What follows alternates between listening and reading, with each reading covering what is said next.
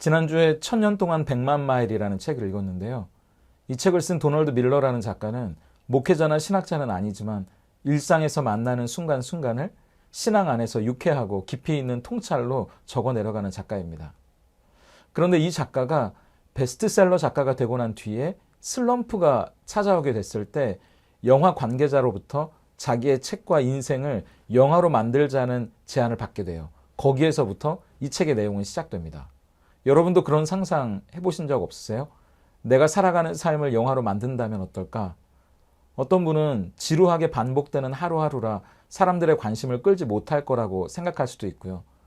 어떤 분은 또 그렇겠죠? 내 인생은 굉장히 드라마틱해서 사람들의 호기심을 불러일으킬 정도는 되지 1000만 영화는 되지 않을까 생각할 수도 있겠습니다.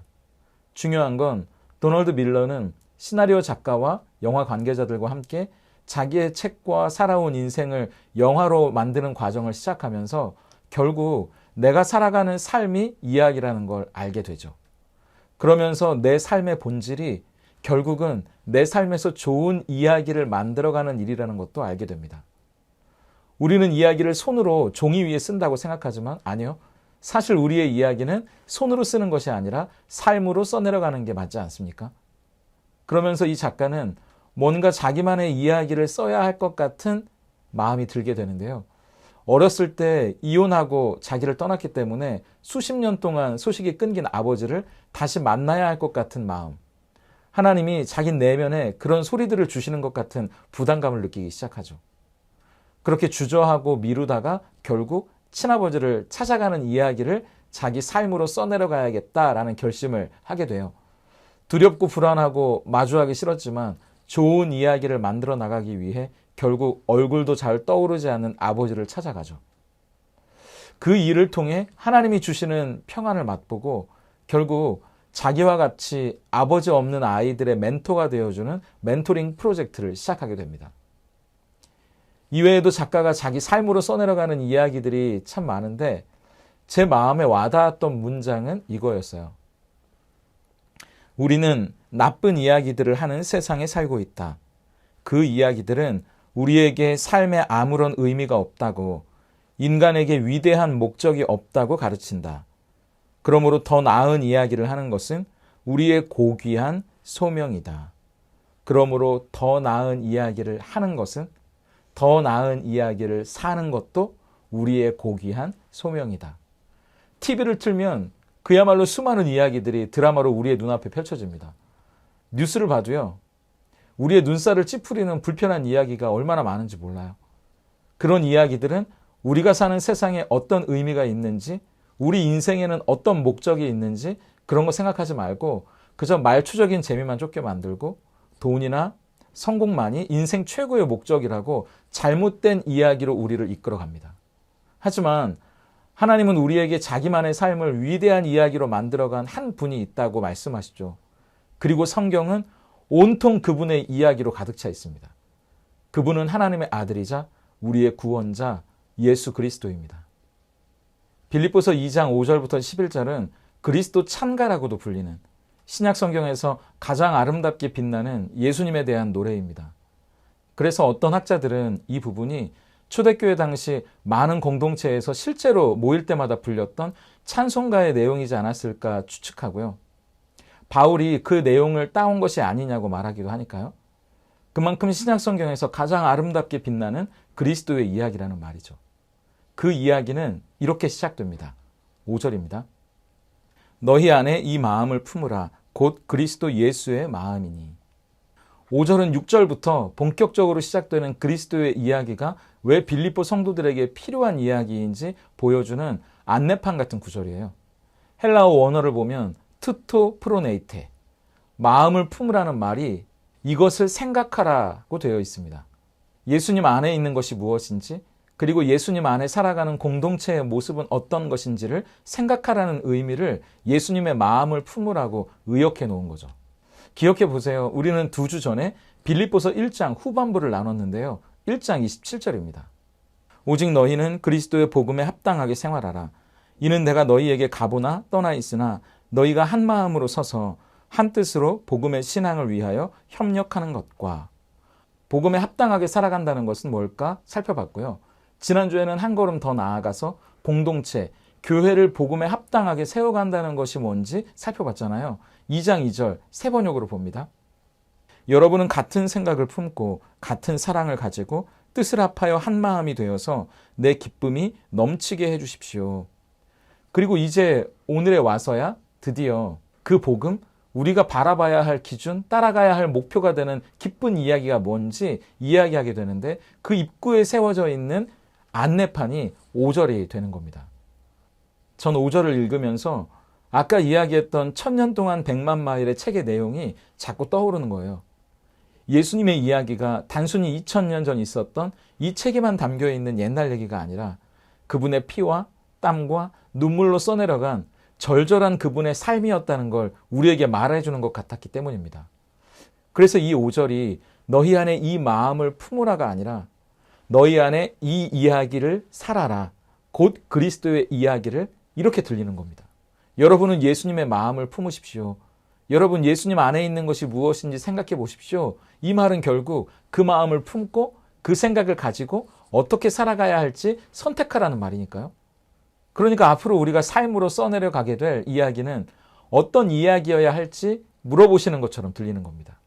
왜냐하면 나쁜 이야기, 악한 이야기가 판치는 이 세상에서 좋은 이야기, 위대한 이야기를 하는 것, 그리고 그 멋진 이야기를 살아내는 것이야말로 우리에게 맡겨진 고귀한 소명이기 때문입니다. 그래서 우리에게 그리스도의 이야기를 이제 우리의 이야기로 만들어가라고 말하는 거죠. 먼저 그리스도의 이야기는 그분이 누구인지 우리에게 보여주는 것으로 시작해요. 6절입니다.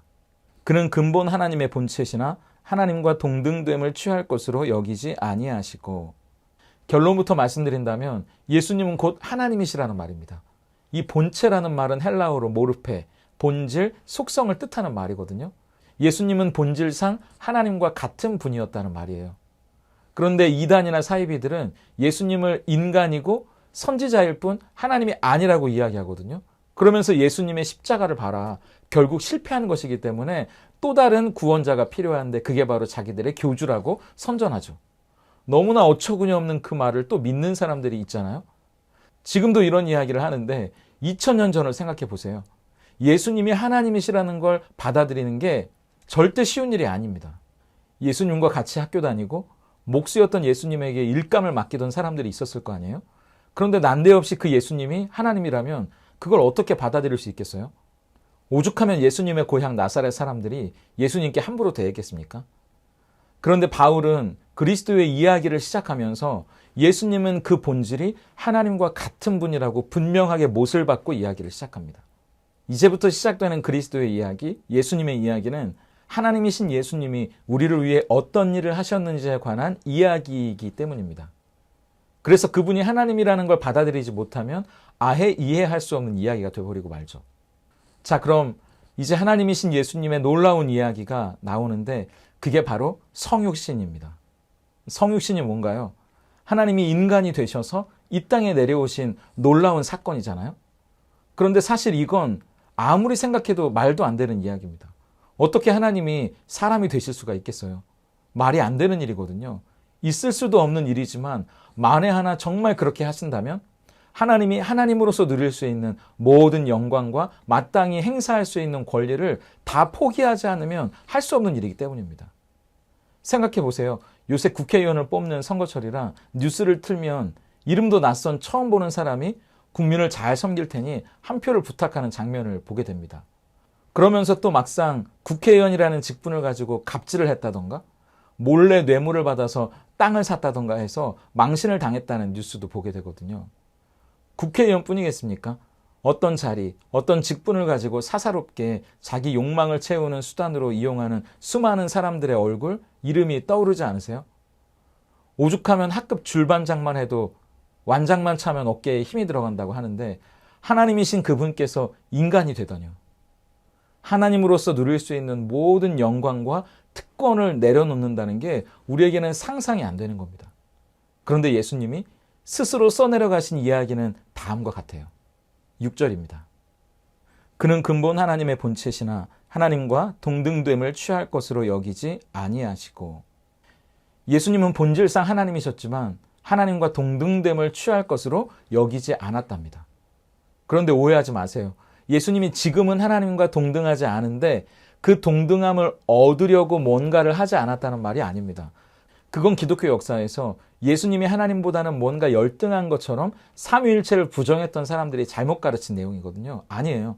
이미 예수님은 하나님과 동등한 분이셨습니다. 하나님이 태초에 천지를 만드셨을 때부터 예수님은 함께 계셨으니까요. 이미 예수님은 하나님과 동등하게 그 영광을 누리고 계셨지만 기꺼이 그것을 자기를 위해 사용하지 않고 다 내려놓으셨다는 말입니다. ESV 성경을 보면 이 6절을 이렇게 번역해 놨습니다. 그분은 비록 하나님의 본체셨지만 하나님과 동등됨을 이기적으로 이용할 것으로 여기지 않으셨다. 하나님과 동등됨을 이기적으로 자기를 위해 사용하지 않으셨다는 말입니다. 기꺼이 그것을 포기하셨다는 말이죠. 7절도 볼까요? 오히려 자기를 비워 종의 형체를 가지사 사람들과 같이 되셨고, 여기서 자기를 비웠다는 말도 오해하시면 안 되는데요. 아까는 기독교 역사의 이단들이 6절을 가지고 예수님을 하나님보다 못한 존재로 잘못 가르쳤다고 말씀드렸잖아요. 그런데 7절을 가지고는 예수님이 이 땅에 내려오면서 신성을 버리고 인간이 되셨다. 이제 십자가에 달리실 때는 인간을 벗고 다시 신성을 입으셨다. 이런 식으로 잘못 가르치기도 했거든요. 그런데 아닙니다. 여기서 자기를 비웠다는 말도 자기가 가진 모든 권리를 포기했다는 뜻이거든요. 예수님은 여전히 하나님이셨지만 하나님으로서 누릴 수 있는 모든 권리를 포기하고 사람들과 같이 되셨다는 겁니다. 그런데 우리의 모습을 한번 보세요. 아니, 제 모습만 봐도 제가 가진 작은 권리 하나 포기하지 못하는 모습을 보게 되거든요. 그래서 너희 안에 품으라고 말하는 그리스도 예수의 마음, 이제 예수님의 이야기를 우리의 삶으로 써내려가게 될 첫 번째 이야기는 바로 우리가 당연하다고 여겼던 내 권리를 포기하는 이야기입니다. 설교를 준비하면서 예전에 읽었던 책을 다시 꺼내 읽었는데 예수전도단 DTS를 담당하셨던 김원호 장로님이 쓴 그리스도인의 권리 포기라는 책이었어요. 거기 보면 여러 가지 자기 권리를 포기하는 내용이 나오는데 하나님 나라라는 진짜 복을 위해 사회적인 안정, 내 돈을 기꺼이 포기하고 낯선 길로 하나님을 따랐던 아브라함의 이야기도 나오고요. 스스로 원수를 갚을 수 있는, 복수할 수 있는 권리를 포기하고 하나님께 맡겼던 다윗도 나와요. 그런데 제가 다시 책을 보면서 인상 깊었던 부분은 예수님은 자존심을 지키는 권리를 포기했다는 내용입니다. 예수님이 고향에 가셔서 회당에서 사람들 앞에 서서 가르치시는데 사람들이 무시하는 장면이 나오거든요. 마태복음 13장 55절부터 57절까지입니다. 이는 그 목수의 아들이 아니냐? 그 어머니는 마리아, 그 형제들은 야고보, 요셉, 시몬, 유다라 하지 않느냐? 그 누이들은 다 우리와 함께 있지 아니하냐? 그런즉 이 사람의 이 모든 것이 어디서 났느냐 하고 예수를 배척한지라. 예수께서 그들에게 말씀하시되 선지자가 자기 고향과 자기 집 외에서는 존경을 받지 않음이 없느니라 하시고, 사람들이 예의가 없어도 그렇지 아예 대놓고 이 사람 목수 아들이 아니냐고, 이 사람을 내가 아는데 어떻게 그를 알지? 완전히 예수님의 자존심을 뭉개놓고 있는 거잖아요. 그러면서 이 장로님이 본인 간증을 하시는 겁니다. 목회자 DTS를 인도하다 보면 목사님들 소그룹을 장로님이 인도하게 되는데 어떤 목사님들은 그러더라는 거예요. 아니, 교회에서는 장로가 목사에게 이래라 저래라 하지 않는데 여기서는 왜 이래? 조별 모임 중에도 뭔가 이야기를 하면 그건 장로님 입장에서는 할 수 있는 말이죠. 핀잔을 주는 분도 있었다는 거예요. 여러분 같으면 어떠셨겠어요? 우리는 내 자존심에 상처가 나면 절대로 못 참거든요. 저도 다른 건 다 참겠는데 그건 참 힘든 일인 것 같아요. 요새 그런 말이 있다고 하더라고요. 욱장애라고요. 욱하고 올라오는 혈기를 잘 못 참는다는 말이죠. 주변에 보면 그런 분들이 참 많은데 저도 참 많이 속상했을 것 같아요. 그런데 이 장로님은 처음에는 불평도 했지만 하나님이 은혜 주셔서 예수님을 생각할 수 있었다고 이야기합니다. 예수님도 얼마나 자주 그분의 존재와 인격을 무시받는 말을 들으셨는지 아느냐고. 그럼에도 한 번도 분을 터뜨리거나 덤벼들어서 논쟁을 벌인 적이 없었다는 거죠.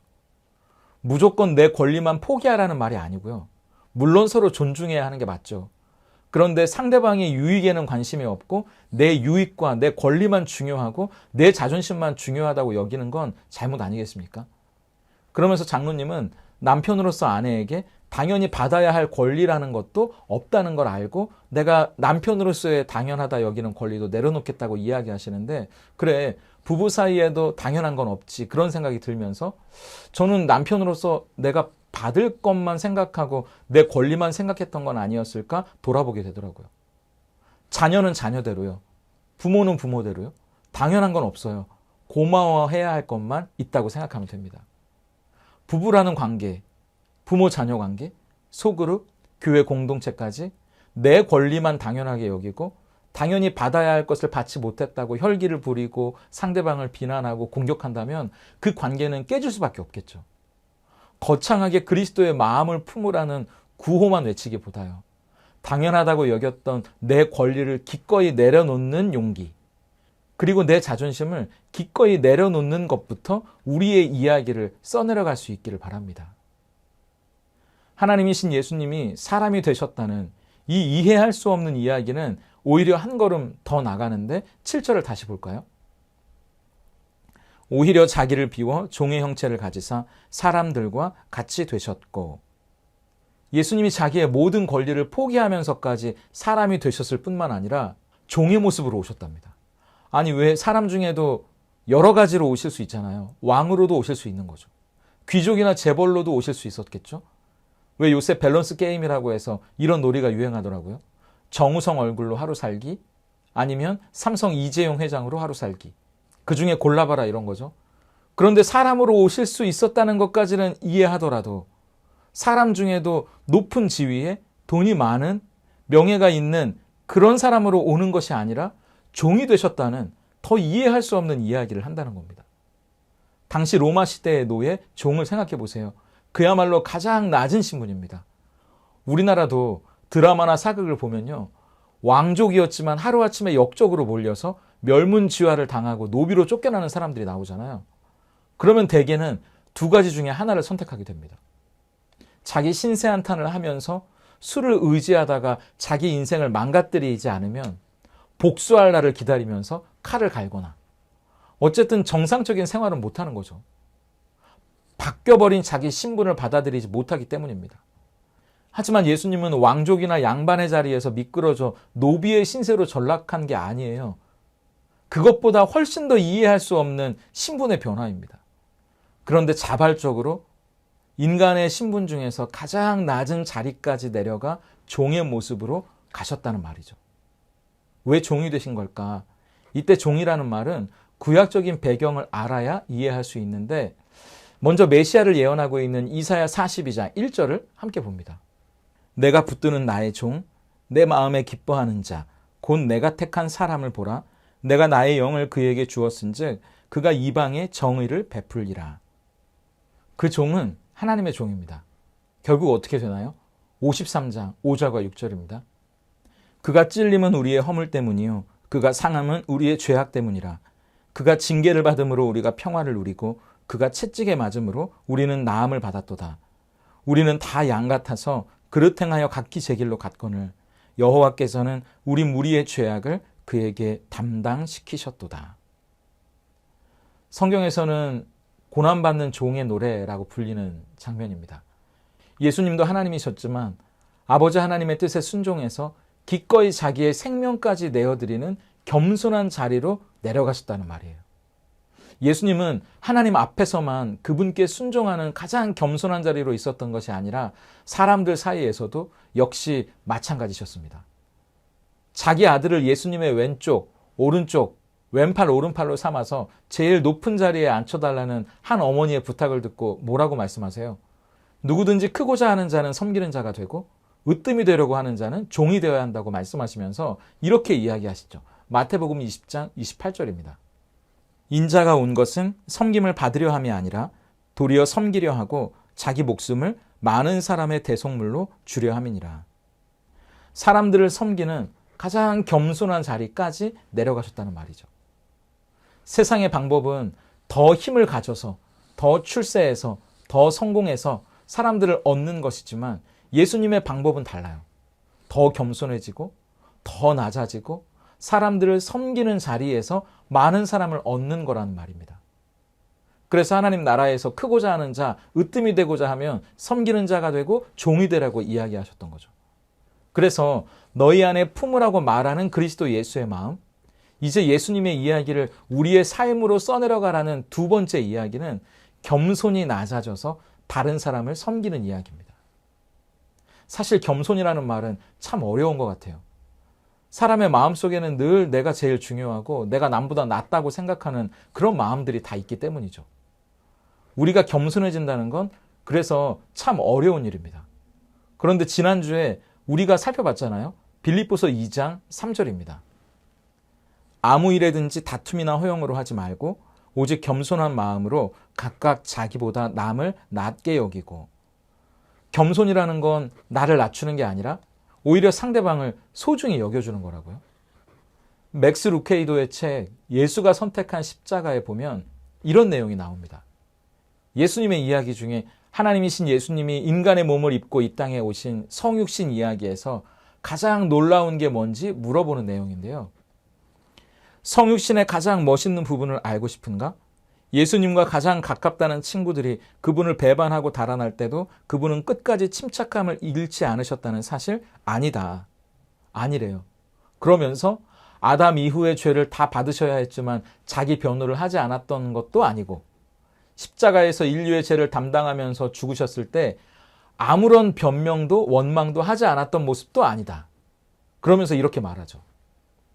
천국의 면류관을 버리고 가시 면류관을 쓰신 그분의 가장 멋있는 부분이 무엇인지 알고 싶은가? 그것은 바로 당신을 위해 그렇게 하셨다는 사실이다. 바로 당신을 위해.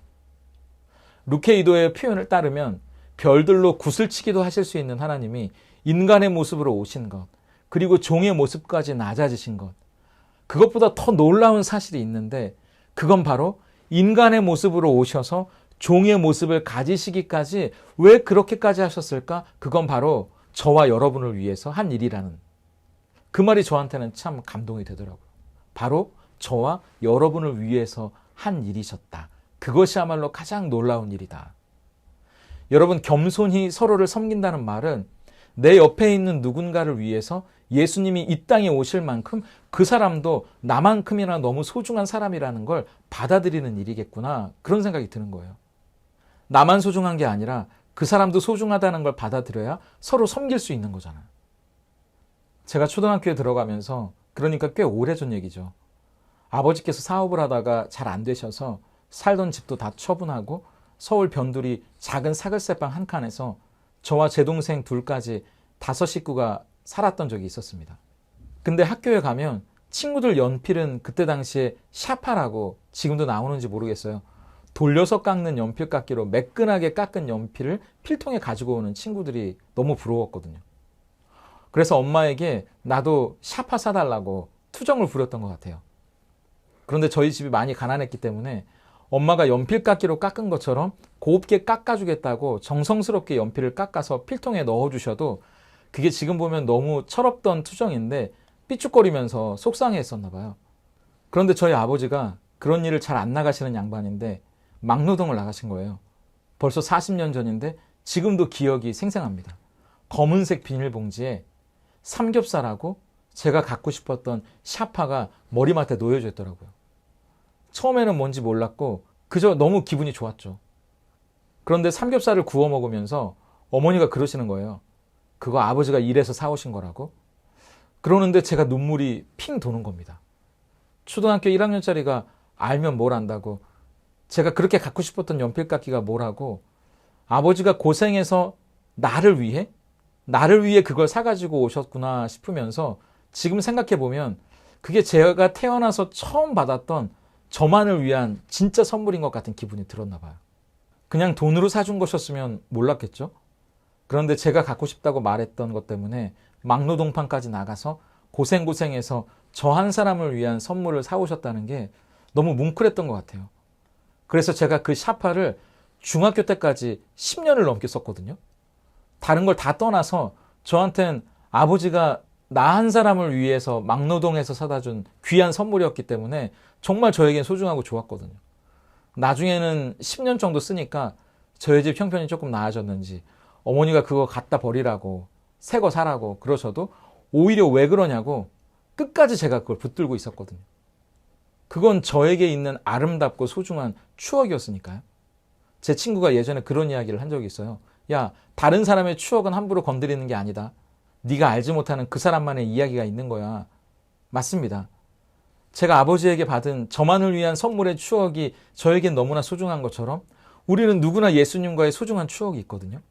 그리고 그 추억 속에서 여러분들은 다 주인공이시잖아요. 예수님이 바로 여러분을 위해 기꺼이 이 땅에 인간의 모습으로 오셨고 기꺼이 종의 모습으로 오셔서 자기의 생명을 주셨기 때문입니다. 바로 여러분 한 사람을 위해서 말이에요. 그분이 주실 수 있는 가장 행복하고 소중한 선물을 주시기 위해 이 땅에 내려오신 거잖아요. 그렇다면 한 사람 한 사람을 어떻게 함부로 대할 수 있겠습니까? 그런 소중한 추억 속에서 다들 주인공이신데요. 내 추억만 소중하고 다른 사람의 추억은 별로라고 이야기하면 그런 사람은 혼자 밥 먹어야 됩니다. 이 이야기를 바울이 빌립보 교회에게 하는 이유가 뭐겠습니까? 여러분과 저를 위해 하나님이신 예수님께서 기꺼이 인간의 몸을 입고 이 땅에 오시기까지 낮아지셨다는 이 놀라운 기적이 단순히 감동적인 이야기로만 그치게 하지 말아달라는 거 아니겠어요? 바로 그 예수님의 마음이 우리의 마음으로 이어져서 빌립보 교회 공동체가 함께 써내려가는 이야기가 되었으면 좋겠다는 거잖아요. 내 개인의 삶에서 그것을 경험하는 것도 중요하지만 부부관계, 부모와 자녀관계, 교회 안에서의 관계 속에서 그 위대한 이야기를 써내려가라는 거죠. 우리의 마음으로는 안 되니까 예수님의 마음을 품고서 말입니다. 세상의 이야기와 예수님의 이야기는 참 다른 것 같아요. 세상은 내가 강해지고 성공하고 높은 곳에 올라야 뭔가를 이룰 수 있다고 말하지만 예수님의 자기의 권리를 포기하고 기꺼이 더 낮은 자리로 가셔서 그들을 섬기는 모습으로 하나님의 일을 이루어 가시는 거거든요. 6절을 보세요. 그는 근본 하나님의 본체이지만, 여기서는 하나님이시지만 이렇게 번역했는데 많은 학자들은 이 문장을 헬라어로 하나님이시기 때문에로 읽어도 된다고 이야기합니다. 그럼 6절과 7절은 이렇게 되는 거거든요. 너희 안에 이 마음을 품으라. 곧 그리스도 예수의 마음이니 그분은 근본 하나님의 본체이시기 때문에 하나님과 동등됨을 취할 것으로 여기지 아니하시고 오히려 자기를 비워 종의 형체를 가지사 사람들과 같이 되셨고, 예수님은 하나님이 어떤 분인지 보여주시기 위해, 그 하나님이 얼마나 저와 여러분을 사랑하는지 보여주시기 위해 자기의 권리를 다 포기하셨다는 말입니다. 이 땅에 오셨다는 거예요. 하나님이 어떤 분이신지 보여주기 위해 가장 겸손한 종의 모습으로 우리를 섬기셨다는 말입니다. 하나님이 어떤 분이신지를 보여주기 위해 십자가를 통해 우리를 하나님의 자녀가 되게 하셨고 교회가 되게 하셨다는 거예요. 그렇다면 우리는 어떻게 살아갈 것인지 묻고 있는 거죠. 우리는 그분이 권리를 포기하셔서, 그분이 겸손해지셔서 십자가를 지심으로 생명을 얻었는데 우리는 어떻게 그 얻은 생명으로 내 유익만, 내 권리만 주장하고 교만하게 살아갈 수 있겠냐는 거예요. 이 예수님의 이야기를 토대로 우리가 살아가야 할 이야기는 어떤 이야기여야 할지 물어보는 겁니다. 예수님이 하나님이 어떤 분인지를 보여주기 위해 그렇게 하셨다면 우리도 그리스도인이 누구인지를 보여주기 위해 우리의 권리를 포기할 수 있어야 되죠. 하나님으로 살아가는 사람들이 누구인지를 보여주기 위해 우리는 오히려 더 낮아져야 한다는 겁니다. 우리가 붙드는 하나님이 진짜 하나님이라는 걸 보여주기 위해 우리는 기꺼이 그들을 섬길 수 있다는 이야기죠. 그게 우리가 써내려갈 위대한 이야기라고 말합니다. 이제 내일부터 고난주간이 시작됩니다. 저는 올해 고난주간은 예수님의 십자가를 통해 감동받고 다시 그 의미를 되새기는 것도 중요하지만 그 십자가의 이야기가 오늘 우리의 삶 속에서 어떻게 나만의 이야기로 이어질 수 있는지 고민해보고 실천해보는 한 주가 됐으면 좋겠다는 생각을 해보게 되더라고요. 그래서 내일부터 토요일까지 이번 한 주간은 오늘 나누지 못한 8절이요. 사람의 모양으로 나타나사 자기를 낮추시고 죽기까지 복종하셨으니 곧 십자가의 죽으심이라, 이 말씀을 이어서 나눠보려고 합니다. 예수님의 십자가 이야기 속에서 나의 이야기로 써내려갈 포인트를 아침마다 좀 같이 묵상하고 무엇을 실천하면 좋을지 함께 나누면 좋겠다 싶고요. 아침 6시에 만나뵈려고 합니다. 함께하고자 하시는 분들은 이번 주간 매일 아침 6시에 만나뵐 수 있으면 좋겠어요. 십자가가 단순히 우리의 머릿속에 채워지는 정보, 우리의 가슴만 데피는 감동으로 끝나는 것이 아니라 우리의 삶으로 이어지는 우리의 이야기가 될 수 있기를 바라고요. 그래서 다음 주일 부활의 아침에 예수님의 부활의 이야기가 우리의 이야기로 더 풍성해질 뿐만 아니라 부활의 이야기도 우리의 이야기가 될 수 있기를 소망하고 응원합니다.